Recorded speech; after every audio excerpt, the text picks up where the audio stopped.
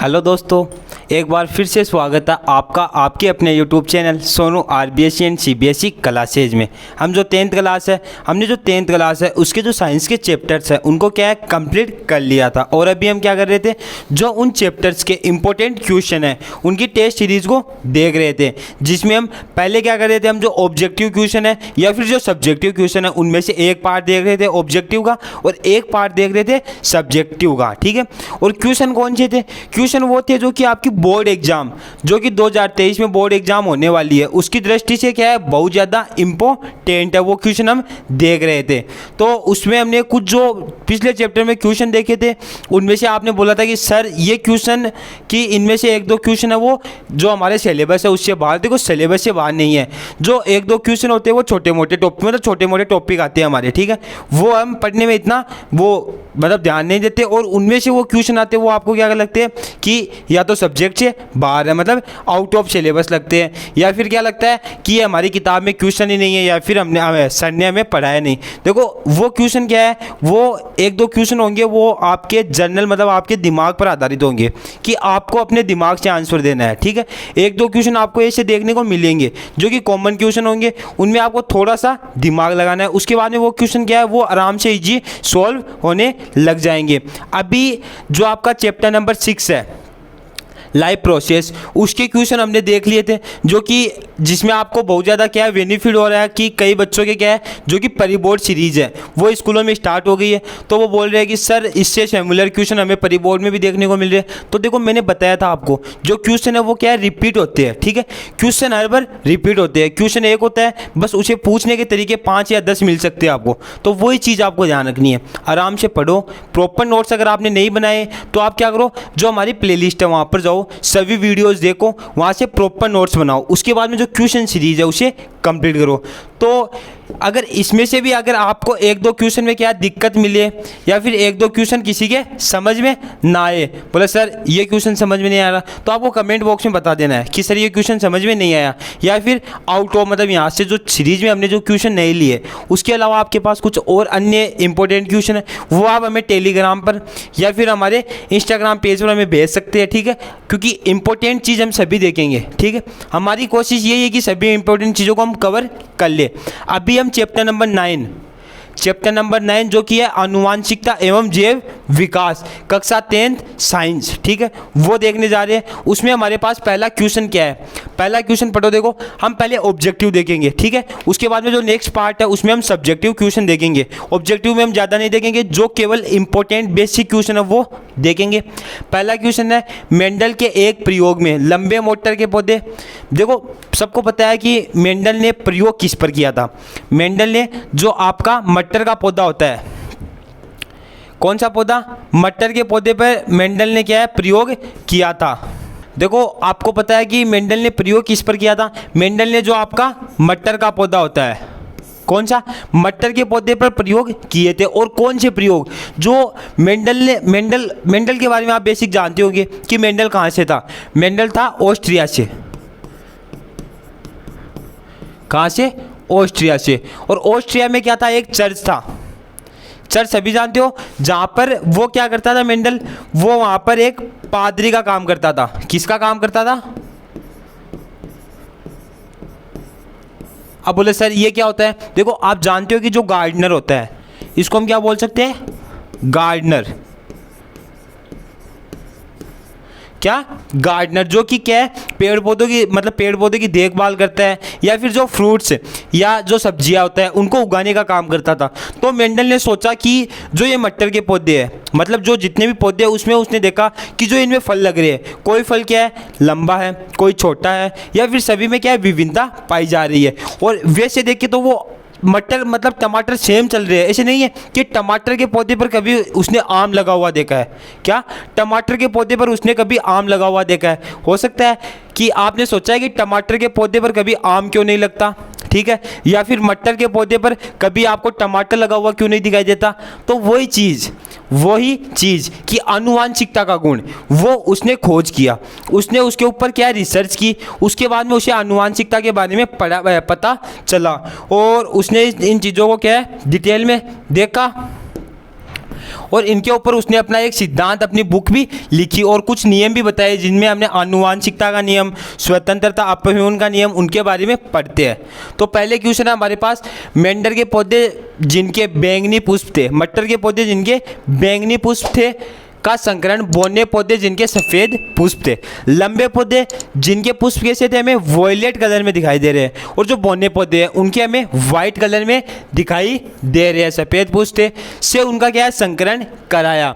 इनकी संतति के सभी पौधे में पुष्प बैंगनी रंग के थे, जो हमने लंबे बैंगनी पुष्प, ठीक है, और जो बोने हैं वो सफ़ेद कलर के पुष्प में अगर हम संकरण करा रहे हैं तो हमारे पास जो संतति F1PD प्राप्त हो रही है। F1 कैसी पीडी है, F1 पीडी है हमारे पास सभी पौधे में पुष्प बैंगनी थे, ये है हमारे पास F1PD, परंतु उनमें से लगभग आधे बोने थे, ठीक है। आधे कैसे थे, बोने थे। इससे कहा जा सकता है कि लंबे जनक पौधे की आनुवांशिकता रचना निम्न थी। हमें ऑब्जेक्टिव क्वेश्चन देखने को मिल रहा है जिसमें हम कुछ हिंट देख सकते हैं, जिसमें हमारे पास है TT डबल T मतलब कैपिटल T, और देखो आंसर यही हो जाएगा, एक मिनट, TT डबल T। कुछ बोने दिखाई दे रहे हैं ना, तो इसका आंसर होगा B, जिसमें हमें कुछ क्या है, बोने भी दिखाई देखने को मिलेंगे। देखो यहाँ पर है हमारे पास, उसमें से हमें आधे बोने दिखाई दे मिल रहे हैं, ठीक है। संकर लंबे भी देख सकते हैं। अभी नंबर 2 है समजात अंगों का उदाहरण। देखो समजात जो अंग होते हैं उनका उदाहरण हमारे पास क्या है, हमारे हाथ तथा कुत्ते के अग्रपाद, हमारे दांत तथा हाथी के अग्रपाद, आलू के ऊपरी स्तर भूस्तर, ठीक है, या फिर इनमें से उपरोक्त सभी। इनमें से हमें देखना है कि समजात अंग कौन से होते हैं। तो हमारे पास जो समजात अंग होते हैं जिनमें क्या होता है, समान होते हैं, ठीक है, दोनों अंग क्या है, समान होते हैं। तो जो हमारे हाथ तथा कुत्ते के अग्रपाद वो देखो समान होते हैं, ठीक है। हाथी के जो दांत, बोले सर आगे वाले तो लंबे लंबे होते हैं, बोले आगे वाले नहीं अंदर वाले, वो वैसे समान होते हैं, ठीक है। या फिर जो आलू व घास के ऊपरी भूस्तर है वो भी क्या है, हमें समान दिखाई देखने को मिलेगी। तो इसका आंसर हो जाएगा उपरोक्त सभी, मतलब सभी क्या है, इसमें समान देखने को हमें मिलते हैं, ठीक है। ये चीज़ हमें क्या है, ध्यान रखनी है कि इसमें सभी हमें समान देखने को मिलते हैं। नंबर 3 है हमारे पास क्वेश्चन कि विकासीय दृष्टिकोण से हमारी किससे अधिक समानता है। देखो विकास के दृष्टिकोण से हम किससे सिमिलर है, ये चीज़ हमें पूछ रहे हैं कि विकास के दृष्टिकोण से हम किससे मिलते जुलते हैं, ठीक है। हमारे पास जो ऑब्जेक्टिव में हमें जो हिंट दे रखे हैं वो है चीन के शोधार्थी नहीं है, यहाँ पर है हमारे पास विद्यार्थी। चीन के क्या है, विद्यार्थी। और नंबर 2 है हमारे पास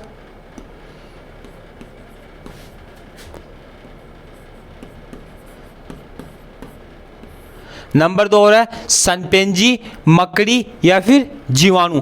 अभी आपको इसमें गेस करना है। एक तो क्या है, हमने जो पढ़ा है वो आप दिमाग में इमेज बनाओ कि हमने जो नोट्स है उनमें इस चीज़ के बारे में क्या पढ़ा है, ठीक है, कि हम किससे सिमिलर है।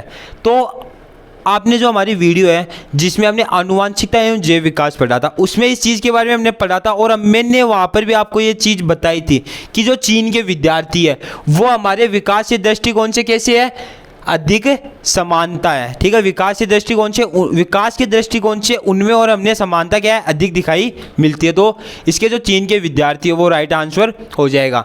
नंबर 4 हमारे पास क्वेश्चन है, ये थोड़ा सा हमें सब्जेक्टिव मिला है, आराम से पढ़ो। एक अध्ययन से पता चलता है कि हल्के रंग की आंखों वाले बच्चों के जनक।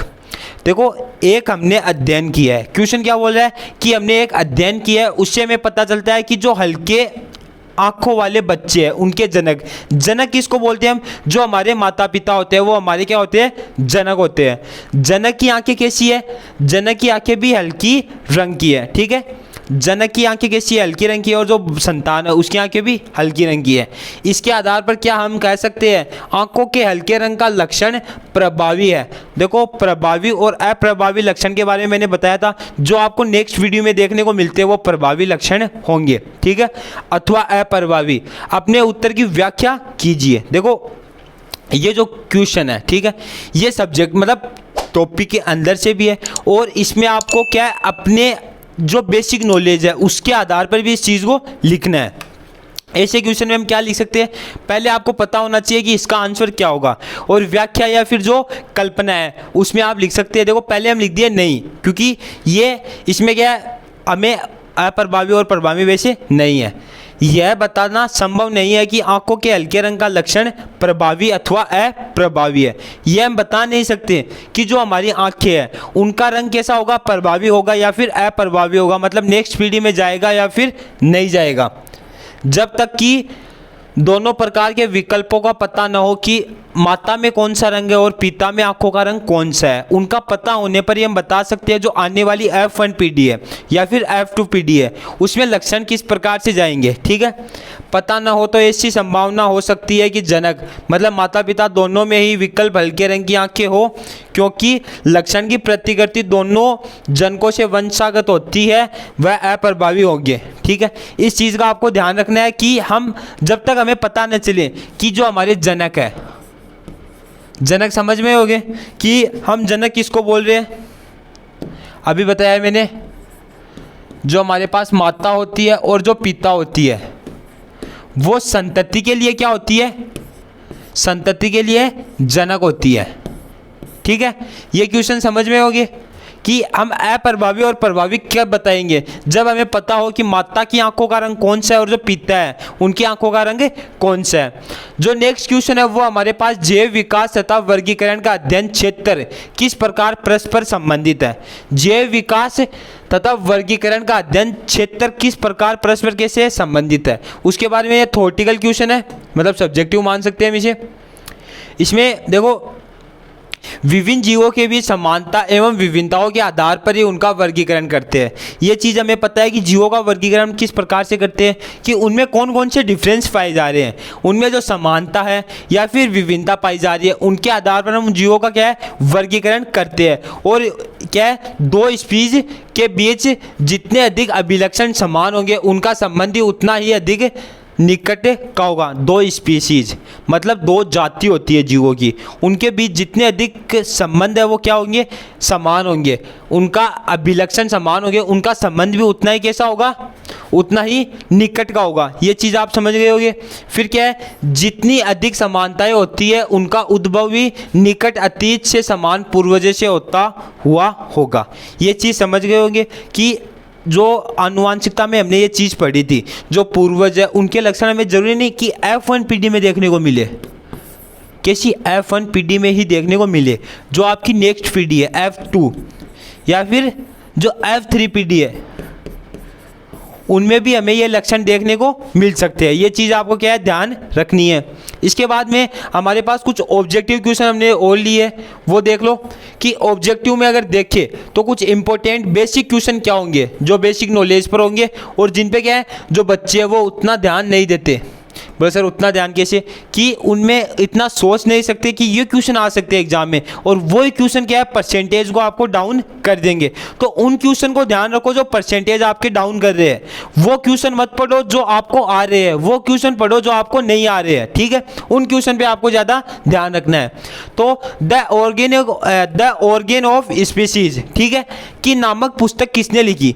देखो ये हमें बेसिक क्वेश्चन है, ये कोई आप इतना गौर नहीं करते कि ऐसा क्वेश्चन भी आ सकता है, लेकिन वैसे देखें तो ये क्वेश्चन कैसे है, ये है हमारे पास इंपॉर्टेंट क्वेश्चन। कैसे क्वेश्चन, इंपॉर्टेंट क्वेश्चन है, क्योंकि जो एग्जामिनर होता है वो क्वेश्चन नहीं देंगे जिससे सभी बच्चे क्या टॉप कर जाए। एग्जामिनर ऐसे क्वेश्चन देंगे जो सभी के लिए आसान हो, लेकिन ऐसे क्वेश्चन आएंगे वही आपकी रैंक डिसाइड करेंगे, वही आपका परसेंटेज डिसाइड करेंगे, क्योंकि इनमें क्या होंगे जो कमज़ोर बच्चे हैं, ठीक है, या फिर जो बेसिक नॉलेज नहीं लगा रहे हैं, वो बच्चे इन पर इतना ध्यान नहीं देंगे। लेकिन जो इंटेलिजेंट है वो हर चीज़ को पढ़ेंगे, हर लाइन को पढ़ेंगे। तो देखो बेटा यही चीज़ है जो कि आपके इंटेलिजेंट बच्चों के परसेंटेज बना रही है। तो अगर परसेंटेज बनाना है तो छोटी छोटी चीज़ों को भी आपको पढ़ना है। बोले ऐसा नहीं हो कि सर ये तो छोटी सी चीज़ है, ये क्या एग्जाम में आ जाएगी। अरे लास्ट में क्या पता वही चीज़ काम में आ जाए ना। एक नंबर पास होने के लिए या फिर एक नंबर रिकॉर्ड तोड़ने के लिए वही एक नंबर डिसाइड करेगा कि आप सबका रिकॉर्ड तोड़ रहे हो या फिर फेल हो रहे हो। वो एक नंबर भी बहुत ज़्यादा इंपॉर्टेंट है आपके लिए, तो हर चीज़ को ध्यान दो। तो इसमें आपको पता है ये बुक किसने लिखी है, द ऑर्गेन ऑफ स्पीसीज। मैंने बताया आपको कि ओपेरी ने लिखी है। बोले मान लिया सर सही ओपेरी ने लिखी है। अरे ओपेरी ने नहीं लिखी, ये डार्विन ने लिखी है। किसने लिखी है? डार्विन ने the organ of species book लिखी है। और इसके बारे में हम पढ़ते हैं कि जो स्पीसीज है मतलब जाति है उनके बारे में हम बहुत ज़्यादा डिटेल में पढ़ते हैं, जो कि किसकी बदौलत है? सर डार्विन की बदौलत है। कैसे? कि उन्होंने इसके अंदर स्पीसीज में बहुत ज़्यादा डिटेल में हमें चीज़ें देखने को मिलती है और उन्हें बताया है, तो वो चीज़ें आपको ध्यान रखनी है। इसके बाद में जीन शब्द की प्रस्तुति किसने की? अब देखो ये क्वेश्चन वो मिलेंगे आपको, जो 4-5 क्वेश्चन है ये वो मिलेंगे जो रैंक डिसाइड कर रहे हैं, जो कि परसेंटेज डिसाइड कर रहे हैं। बोले सर परसेंटेज कैसे? हमारे 60 आ रहे उसके 70 आ रहे, अरे वो परसेंटेज नहीं बेटा। देखो एक परसेंटेज होता है जो बच्चा होता है जिसमें जुनून होता है। जुनून कैसा? रिकॉर्ड तोड़ने का। रिकॉर्ड कैसे? बोला मैं टॉप करूँ, टॉप क्लास में नहीं, स्कूल में टॉप नहीं, स्टेट लेवल पर या फिर आपकी जो बोर्ड लेवल है उसमें टॉप करने की बात है। आरबीएसई बोर्ड है उसमें टॉप करने की बात है। बोले सर एक नंबर से क्या होगा? तो एक चीज़ बताऊं, जिसके नंबर आपको 99.9 मिल रहे हैं ना, उसके ये एक नंबर बहुत ज़्यादा ज़रूरी है। क्योंकि कई बार क्या होता है बच्चों के सेम नंबर होते हैं 99.8। अब इन दो बच्चों में क्या है? इन दो बच्चों की जो रेस होगी वो रेस होगी फर्स्ट रैंक लाने की। कौन सी रेस होगी? फर्स्ट रैंक लाने की। चलो यहाँ पे 8 देख लो, दोनों के मानो 8 आ गए, तो वो रेस चलो एग्जाम हॉल पर ये क्वेश्चन कर रहे हैं। इनका एक क्वेश्चन ये मानो ये क्वेश्चन इनका बचा हुआ है, 1 नंबर का क्वेश्चन है, ठीक है। हमने गेस किया इनके इतने नंबर आ गए और एक क्वेश्चन दोनों का ये बचा हुआ है। अब जो इंटेलिजेंट होगा, जिसके बेसिक नॉलेज लगाने की पावर होगी, जो दिमाग लगाएगा, ठीक है, और जिन्होंने आराम से नोट्स को पढ़ा है, प्रॉपर जो सीरीज है उसने उसको देखा है, इंपॉर्टेंट चीज़ें पढ़ी है, तो वो क्या करेगा? वो दोनों को देखो, दोनों के ड्रीम एक ही होगा, सपना एक ही होगा कि टॉप करे। अरे बोले सर हमारे तो सपना है कि हम पास हो जाए। अरे सबका पास होने वाला नहीं है। किसी के सपना है बोले सर 80% आ जाए, किसी के बोले सर 85 आ जाए, किसी के बोले सर 90 आ जाए, फिर मेडिकल कर लूँगा या फिर जेई नीट कर लूँ, जेई कर लूँगा। अरे तो वो नहीं होता, सभी का सपना वो नहीं होता कि 85 आ जाए, 95 आ जाए, 97 आ जाए। किसी किसी का सपना होता है कि फर्स्ट रैंक। कौन सी रैंक? First rank. बोला लानी है तो फर्स्ट रैंक ही लानी है, वरना रैंक नहीं लानी। लानी है तो फर्स्ट रैंक ही लानी है, वरना रैंक नहीं लानी है हमें। तो वो सपना बनाना है हमें कि फर्स्ट रैंक किस प्रकार से ला सकते हैं। तो उनके लिए ये क्वेश्चन क्या है? इंपॉर्टेंट है। तो इसमें क्या होगा? जो आपका बिना मतलब नॉलेज नहीं लगाएगा जो बच्चा, माना उसने बहुत ज़्यादा पढ़ाई की है, कितनी है? दिन रात पढ़ाई की है, लेकिन देखो पढ़ाई से कुछ नहीं होगा। नॉलेज लगाओ किसी चीज़ में, दिमाग लगाओ। अभी आप वीडियो देख रहे हो, देखो वीडियो देखने से कुछ नहीं होगा, आराम से बंद कर दो, वीडियो से कुछ नहीं होगा। लेकिन आप जब तक पेन कॉपी उठाकर लिखोगे नहीं, ठीक है, पेन कॉपी उठाकर लिखोगे नहीं, नोट्स नहीं बनाओगे, पढ़ाई में ध्यान नहीं दोगे, तब तक वीडियो का मतलब नहीं होगा। और वैसे अभी तक कोई ऐसी दुआ बनी नहीं है कि बच्चों को पिला दे और सब याद हो जाए। देखो वो कहानियों में, सपनों में अच्छा लगता है, और जो असली ज़िंदगी है उसमें आपको भागना पड़ेगा, मेहनत करनी पड़ेगी। तो ये क्वेश्चन है, इसमें जो बच्चा दिमाग नहीं लगा रहा है वो क्या करेगा? वो वॉटसन कर देगा कि बोले वॉटसन ने तो डीएनए के बारे में बताया था और जीन के बारे में बताया होगा, या फिर वेंडेन कर देगा, मेंडल कर देगा। अब सबको पता है यार मेंडल ने किसकी खोज की थी, सभी बच्चों को पता है। 8 क्लास में पढ़ा है, 9th क्लास में पढ़ा है, 10th में वापस पढ़ लिया। उसके बाद में अगर आप इस क्वेश्चन में मेंडल कर रहे हो ना, तो वो बहुत ज़्यादा गलत हो जाएगा। क्योंकि सबको पता है मेंडल ने मटर के पौधे पे काम किए हैं, केवल मटर के पौधे पर, मतलब मेन मटर के पौधे पर इसने काम किया है। अरे जीन जान से इसे मतलब नहीं था, इसने आनुवांशिकता के बारे में देखा है, आनुवांशिकी के बारे में देखा है कि कौन क्या कर रहा है, मतलब ये कौन से लक्षण है जिसके आधार पर ये चीज़ें हो रही है। और केवल हर चीज़ की खोज एक वैज्ञानिक ने नहीं की है। देखो जीन की खोज अलग ने की है, डीएनए की खोज अलग आदमी ने की है, सभी अलग अलग वैज्ञानिकों ने मिलकर इस चीज़ को बनाया है। तो इनमें राइट आंसर क्या होगा? बोले सर सी कर दो, वेंडेन बचा, और वॉटसन तो सर वैसे ही नहीं है, वॉटसन और क्रिक ने तो डीएनए के ऊपर काम किया। अरे इनमें से कोई नहीं होगा, इनमें से होगा डी, इनमें से कोई नहीं है, इनमें से किसने जीन के ऊपर काम नहीं किया, वो आगे आपको देखने को मिलेगा। वो नेक्स्ट सीरीज में आपको डीएनए के जो जीन के ऊपर जिसने काम किया उसके बारे में हम चर्चा करेंगे। और अभी आपका क्वेश्चन यही रहेगा, टॉपिक पढ़ो इसे बुक में से और कमेंट बॉक्स में इसका आंसर आपको बताना है। इसके बाद में जो हमारे पास नेक्स्ट क्वेश्चन है, देखो नेक्स्ट क्वेश्चन क्या बोल रहा है? कोशिका में आनुवांशिक पदार्थ है। अरे बहुत ईजी क्वेश्चन है, बहुत ही ईजी क्वेश्चन। बोले 1 नंबर तो ऐसे ही मिल गया, आंखें मीच के टिक कर दिया, मिल गया है क्वेश्चन। बोले सर गुणसूत्र, अरे गुणसूत्र नहीं होगा। कोशिका में आनुवांशिक पदार्थ क्या है? देखो आनुवांशिक पदार्थ क्या है हमारे पास, सबको पता है आनुवांशिक पदार्थ है हमारे पास डीएनए। पता चल गया डीएनए। अब आपको कमेंट बॉक्स में लिखना है कि जो आपका डीएनए है उसकी फुल फॉर्म आपको कमेंट बॉक्स में अभी बतानी है। डीएनए की फुल फॉर्म अभी कमेंट बॉक्स में लिखो, वीडियो को रोको, पहले जाके डीएनए की फुल फॉर्म लिखो। लिख दी? अरे वीडियो रोक कर जाओ, लिख दी होगी ना। तो डीएनए की फुल फॉर्म मैच करना, deoxyribose nucleic acid. Deoxyribose nucleic acid. सही है? बोलो सर सही है हमारी। तो आपने 5 करोड़ जीत लिए। वो 5 करोड़ आपको अपने खाते में मिल जाएंगे। जो आपका अकाउंट नंबर है वो आपको कमेंट बॉक्स में लिखना है। इसके बाद में हम देखेंगे स्त्रियों में लिंग गुणसूत्र होते हैं। देखो गुणसूत्र के बारे में पढ़ा है, तो पहले आपके पास एक एडिशनल मतलब एक्स्ट्रा क्वेश्चन है, वो आपको कमेंट बॉक्स में बताना है कि हमारे शरीर में कितने गुणसूत्र होते हैं, मतलब स्त्री में या फिर पुरुष में। कमेंट बॉक्स में बताओ। आई होप सबने 47 ही बताया है। बोलो सर आप गलत बता रहे हो। अरे सही है, 46 होगा इसका आंसर। कितना होगा? 46 गुणसूत्र हमारे शरीर में पाए जाते हैं। ठीक है, तो ये क्या पूछ रहा है कि स्त्रियों में लिंग गुणसूत्र कौन से होते हैं। अब बोला डबल अक्स होंगे या फिर अक्स वाई होंगे या फिर दोनों होंगे, अक्स अक्स या फिर अक्स वाई, या इनमें से कोई नहीं होगा। जो ज़्यादा होशियार होते हैं, मतलब कुछ ज़्यादा पढ़ाई करके जाते हैं, वो तो ये आंसर दिखते ही टिक लगाएंगे। जो कुछ ज़्यादा दिमाग लगाएंगे उनकी आदत क्या होती है, जहाँ पर ये दिख जाए इनमें से कोई नहीं, उपरोक्त सभी, वहाँ पे टिक लगा दो। बोले इसकी ज़रूरी क्या है, तभी तो आया है कि इनमें से कोई नहीं होगा। अरे देखो हर जगह ये चीज़ नहीं चलेगी कि हर जगह इनमें से कोई नहीं चलेगा। इसका आंसर होगा अक्स अक्स। अब तो दूसरा क्वेश्चन मिल गया, पुरुषों में लिंग गुणसूत्र कौन से होंगे, तो वही चीज़ बोले सर अक्स अक्स नहीं होगा, दोनों मान नहीं सकते, इनमें से कोई नहीं, आपने मना कर दिया, तो बच्चा कौन सा, अक्स वाई। समझ गए आप ये चीज़, अक्स वाई। आई होप आपको वीडियो पसंद आई होगी। अगर ये वीडियो पसंद आई है तो आपको कमेंट बॉक्स में बताना है किसी अलग क्वेश्चन में आपकी दिक्कत है, बोले सर इससे अलावा हमें इस क्वेश्चन में दिक्कत है, या फिर और कोई चीज़ में आपके दिक्कत आ रही है, तो आपको कमेंट बॉक्स में बतानी है। या फिर जो कोई सब्जेक्टिव क्वेश्चन या फिर किताब में अलग से एडिशनल जो ऑब्जेक्टिव क्वेश्चन है उसमें दिक्कत है, तो आप कमेंट बॉक्स में बताओ, उसका सोल्यूशन आपको नेक्स्ट वीडियो में मिल जाएगा। आई होप आपको वीडियो पसंद आई है। अगर वीडियो पसंद आई तो चैनल को सब्सक्राइब कर दो। हम मिलेंगे नेक्स्ट जो आपके सब्जेक्टिव क्वेश्चन है उनके साथ। थैंक्स फॉर वॉचिंग, धन्यवाद।